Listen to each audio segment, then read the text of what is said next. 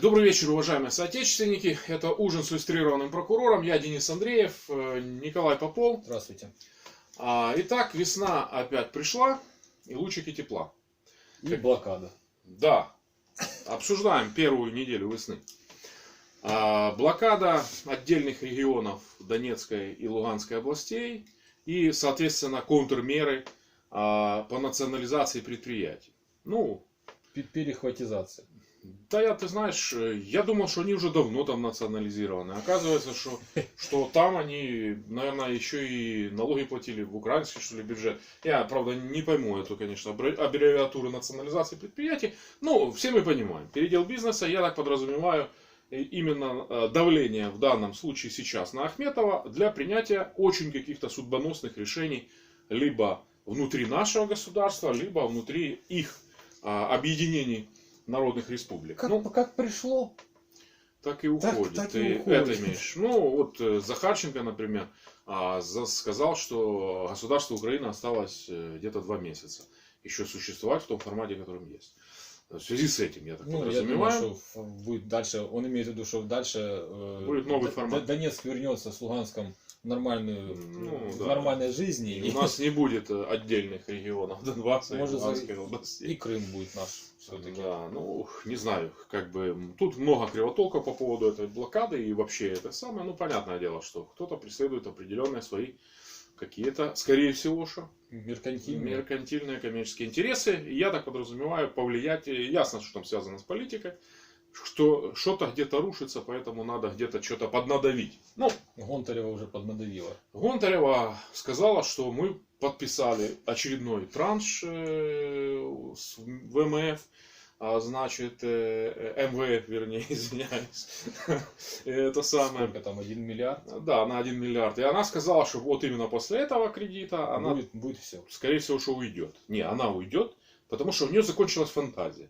Куда еще девать эти, несусветные бабки, которые прут. Понимаешь, люди уже разные схемы придумали, уже субсидии придумали, дотации, это самое, всякие Роттердамы плюс, Роттердамы минус, уже все перепробовали.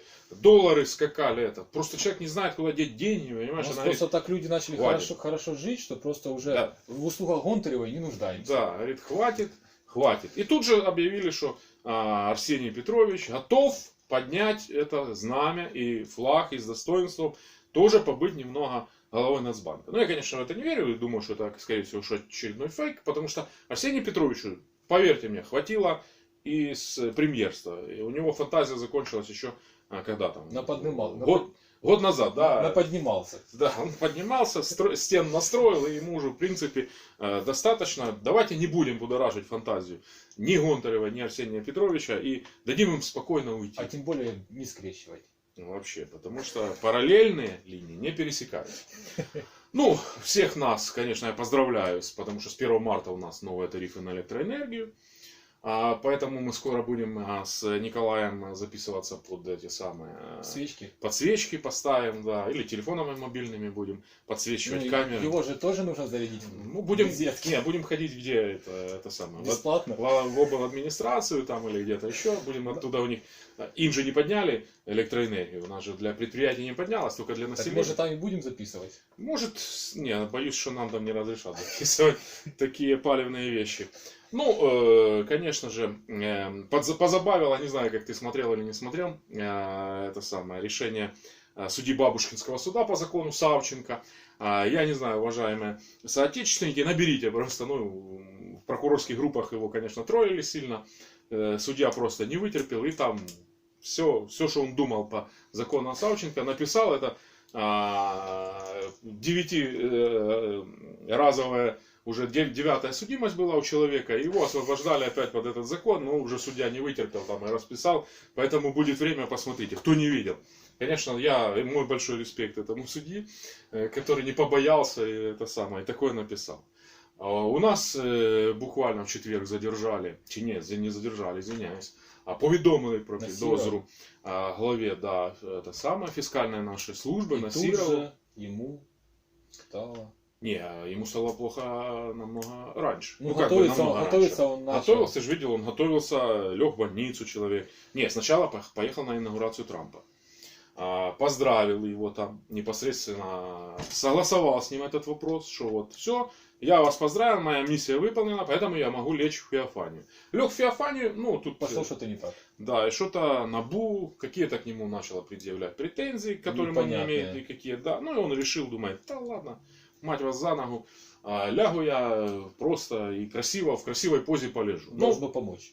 Должно. Другим помогало. Ну, те, кто... ты знаешь, кстати, вот мое личное мнение, то в какой обстановке, конечно, они ему там поведомляли про эту підозру, там, что он там лежал без сознания, это пойдет, конечно, использоваться адвокатами на широкую ногу однозначно в защите. Еще однозначно это поведомление про підозру потом еще вызнают незаконным. Ну, как бы, потому что ну, состояние было якобы его, ну, я не знаю всех тонкостей, но, грубо говоря, чуть-чуть здесь наши главные борцы с коррупцией немного, наверное, дали маху. Ну, по крайней мере, там не было такой жизненной необходимости именно в тот момент ему поведомлять про підозру. Ну, дождались бы, полежал бы он там, это, ну, ты же понимаешь, это же как под какую-то очередную фишку начинают у нас активничать все борцы. Поэтому, видать, то ли этот самый МВФ попросил все-таки отчитаться за какой-то очередной транш, ну, денег-то нет уже. То ли Насиров станет лидером какой-то очередной политической партии. Ну, да.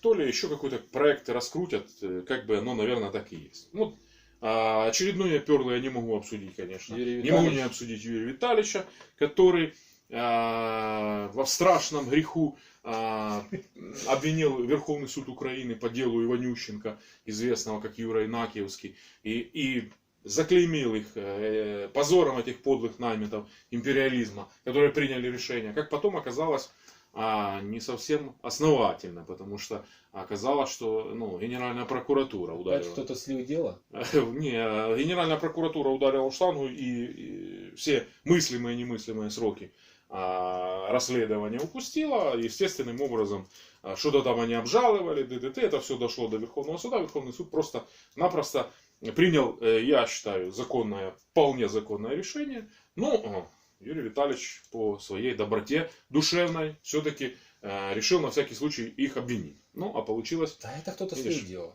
Николаевич сливает дело. Ну, в Николаеве просто работает группа.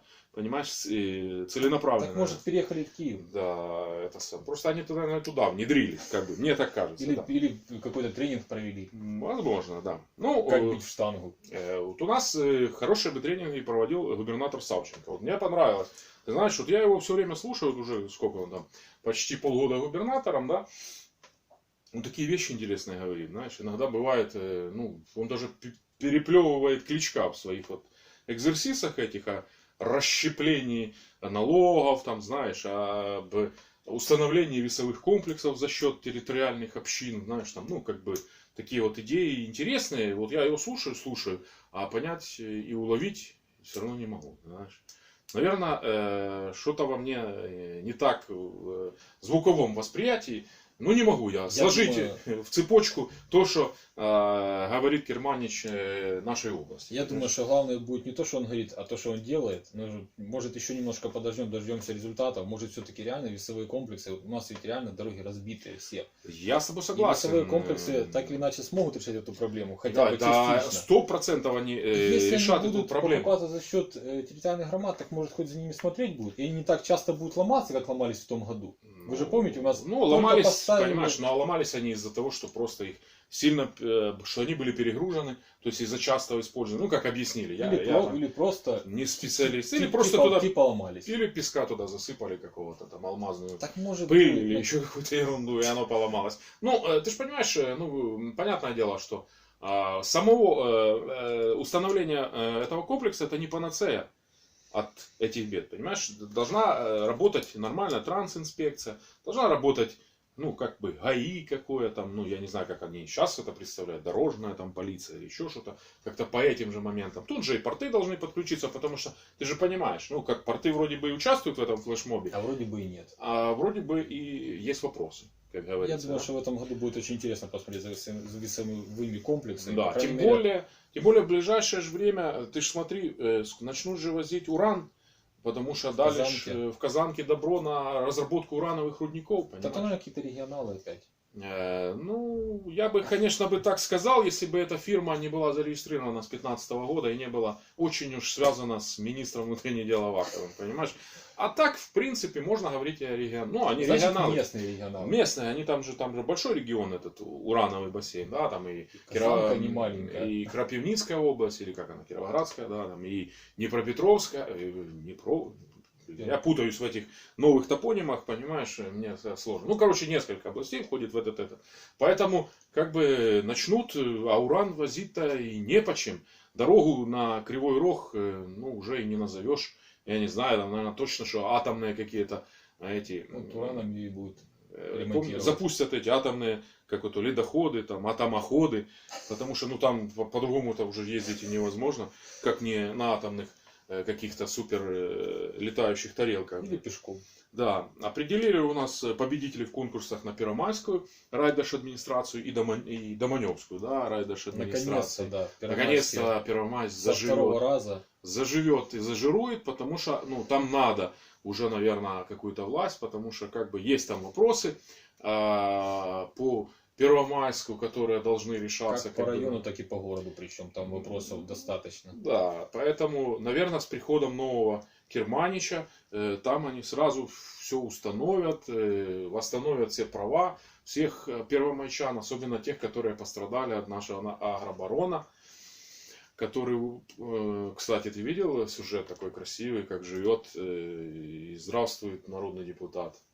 И при этом показывают, да, как живут остальные жители этого села. Но, как бы, я видел, как я понимаю, что он не самый богатый. Я думаю, в Киевской области можно и найти более красивые маетки, как говорится. Ну, как бы, на этом фоне, ну, мы сравниваем с тем, что есть у нас. Ну, там человек зарабатывает деньги, если он имеет право себе это позволить, пусть, вернее, возможность позволить, пусть позволяет. Но там же идет речь еще и о тех людях, на которых, землю которых он обрабатывал. Если новый, ну, вновь назначен, или как там, когда его назначат, подпишут приказ окончательно, Владимир Вовк будет пытаться добиваться справедливости насчет этих земельных паев, там каких-то, чьи они на самом деле, партнер Агро или Карнадского, или таких людей, то может быть что-то и будет. Но если я вот очень сомневаюсь, что у Владимира Вовка это получится, видимо, цель просто не та.